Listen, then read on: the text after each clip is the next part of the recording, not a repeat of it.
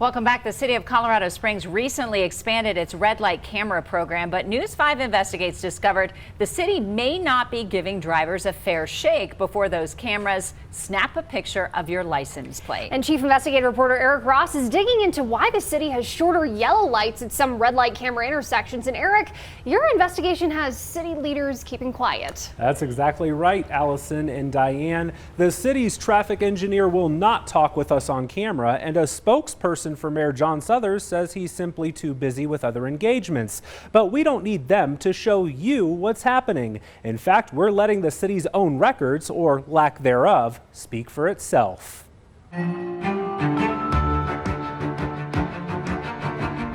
Whether you love them or hate them, the red light camera program in Colorado Springs is expanding. A lot of municipalities do this to balance their city budget.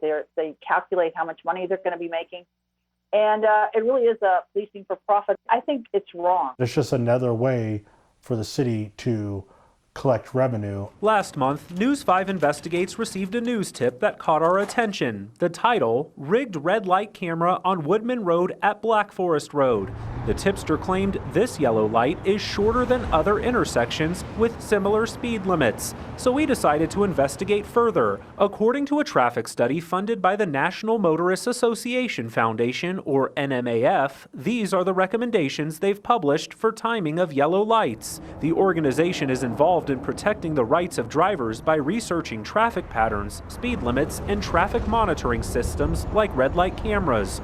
At Woodman and Black Forest, where the speed limit is 45 miles per hour, the NMAF recommends having a yellow light be at least 5 seconds long.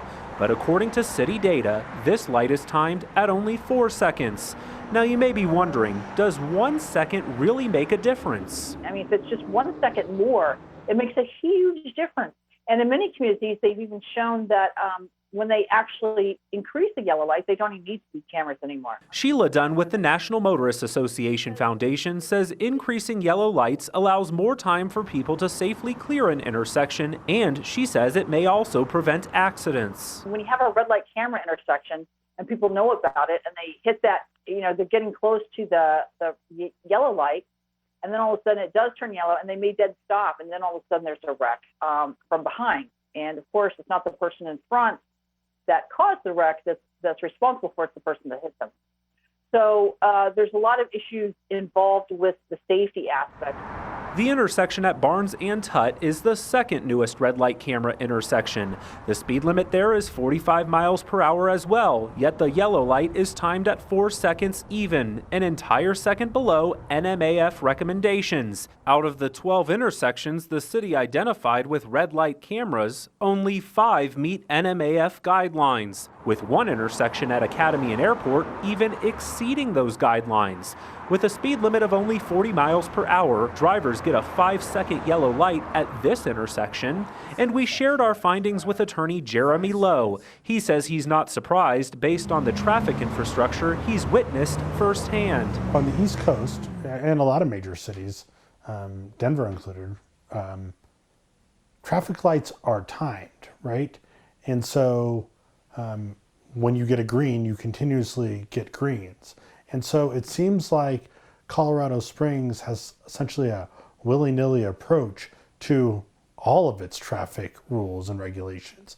And it's not surprising to me that they can't necessarily justify why they have something in place, because my guess is they just don't even know.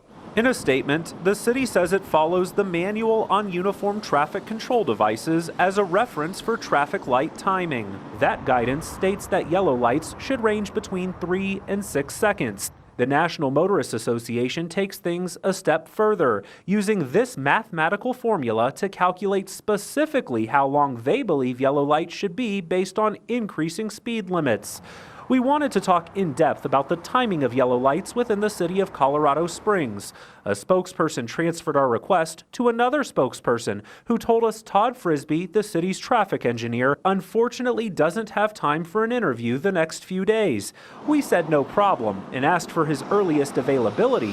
A spokesperson then said they weren't going to do an interview. But here in this city video and on the city's red light camera webpage, you'll hear one common thing justifying red light cameras: the word safety. Traffic safety has always been one of the main concerns of our community. I'm John Suthers. I'm the mayor of Colorado Springs. As our town's gotten bigger, public safety is the highest priority of government, in my opinion. If it really was something that was such a big safety concern or safety issue and a safety benefit, then why did the city take them out previously?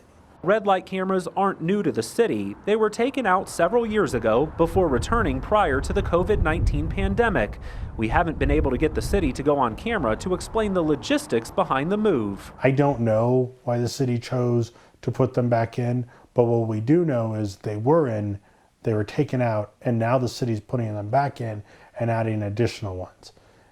To me, it seems like a revenue grab. As for the National Motorists Association Foundation, they say the city's unwillingness to answer questions about yellow light timing and red light camera data raises concerns. Anytime you can't access data from a public figure, I think that's a red flag. And I think that this is critical because they're saying we need it to improve our traffic safety, but is that really the case? You don't know. And I think that definitely needs to be looked into.